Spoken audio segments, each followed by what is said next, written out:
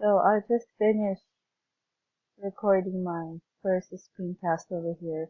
I have uploaded it and saved it and uploaded it to YouTube. So what I'm going to do now is put it in Schoology.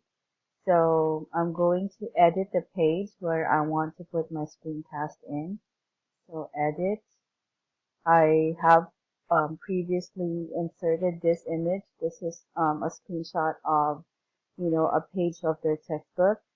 I want to put the screencast underneath that. So I go to insert content, image, media, from the web, click on media, I paste the link, and then I go insert, and a little, or a pink, not pink or orange, an orange box will appear here.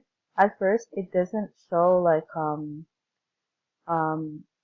an image from your video, but that's okay. You will see it later.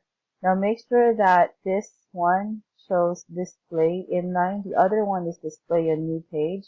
And I don't want them to open a new page. Instead, I want them to stay on the same page, the same Schoology page, to find all the resources for a particular lesson.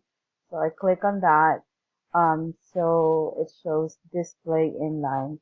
And then I save changes. And let's see how it's going to look like after. So now you can see that the screencast I made can now be seen in their Schoology. There you go. All right.